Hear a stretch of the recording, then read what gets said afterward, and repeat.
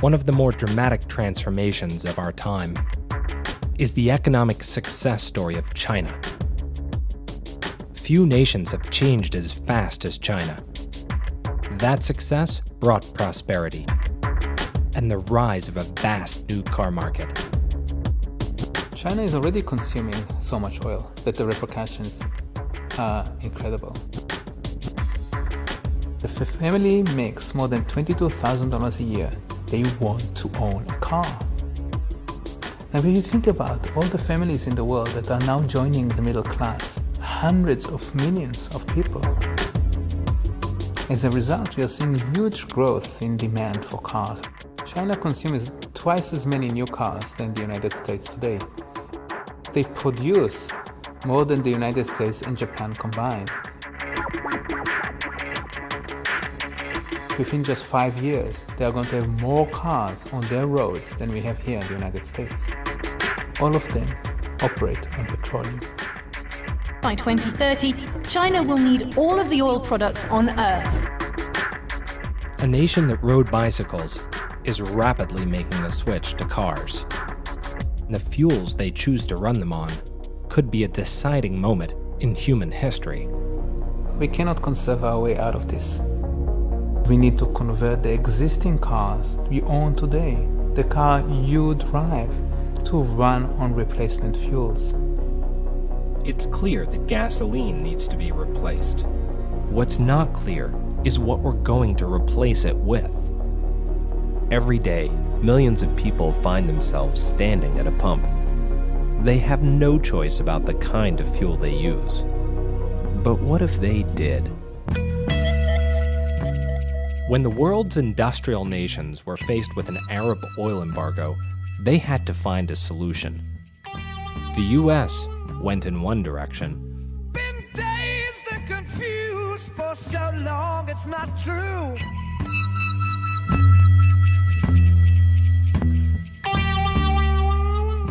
But there's one country that chose a different path.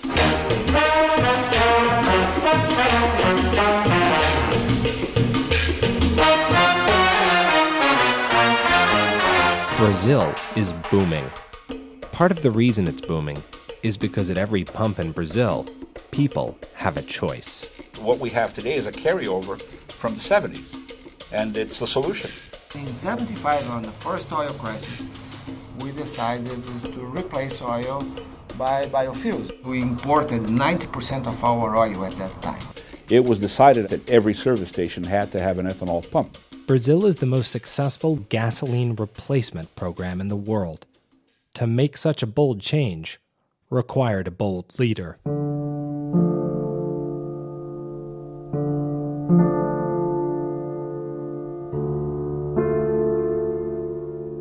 Luiz Inácio Lula da Silva was born in 1945 in a remote village in northern Brazil.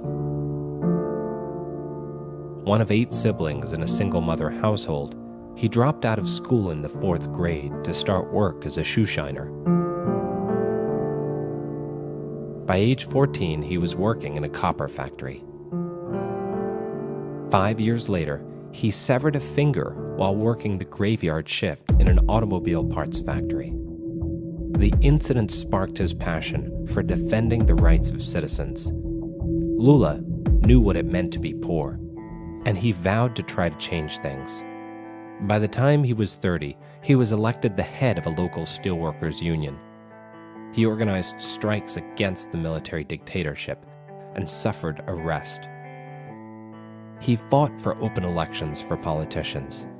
In 1982, he ran for Congress and lost.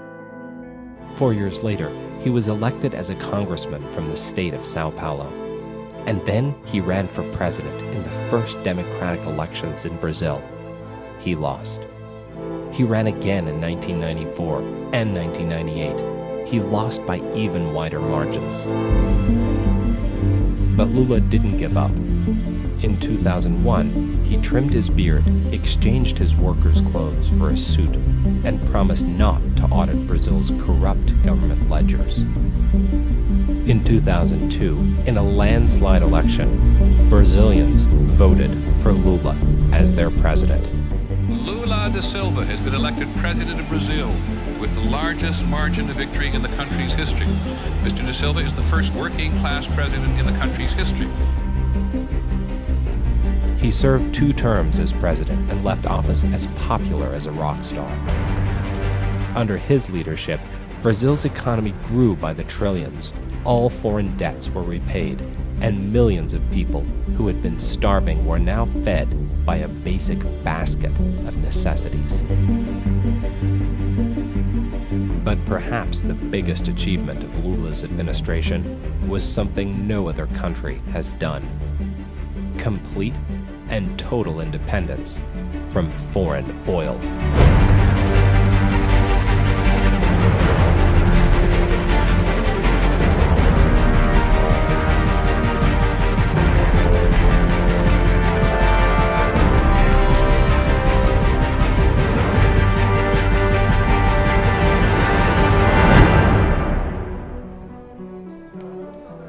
Você fica assim conversando com ele.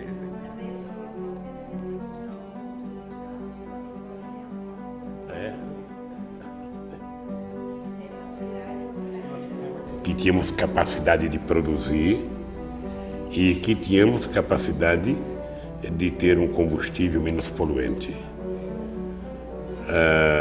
Começou-se a produzir no Brasil, então, carro flex-fuel. Something happened during Lula's first year in office that finally made the switch to ethanol a reality: the introduction of the flex car. Carro flex-fuel, que você pode utilizar 100% de gasolina, 100% de etanol, 50%, a mistura que você quiser fazer, e o carro funciona adequadamente. And if you take a car, gasoline car, to make it a flex car, that means it can take 100% ethanol, costs per vehicle no more than $150. That's how much it costs. Uma pequena adaptação no módulo, e aí com isso o carro consegue funcionar normalmente. And sure enough, they hit a nerve. The consumer loves it. Close to 90% of all new car sales in Brazil are flex. People in Brazil used to say, if I can have the option of choosing the fuel, why not?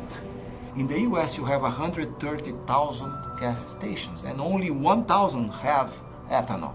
Here, in all gas stations, we have a permanent competition between ethanol and gasoline, which is very good for the consumer. What did you fill up on today? Hoje eu abasteci com álcool e dou preferência a abastecer com álcool. Para mim ele é mais econômico e um carro que anda bem, é durável, estou satisfeito. Além de ser mais barato, a gente tem uma produção muito forte no Brasil.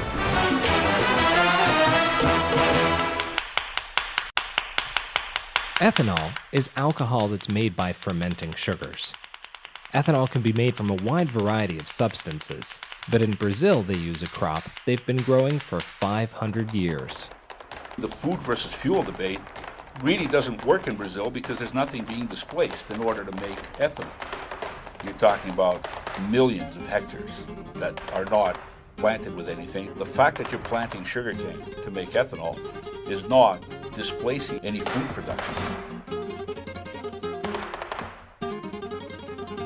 There's been a lot of concern about deforestation in the Amazon potentially caused by planting of sugarcane. The cane fields are 2,000 kilometers from the Amazon.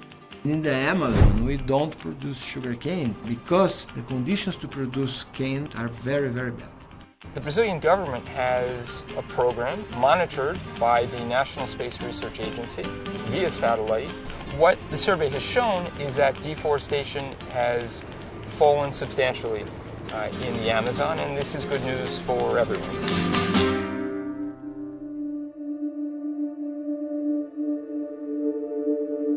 Sugarcane works in Brazil, but every place can have its own unique solution.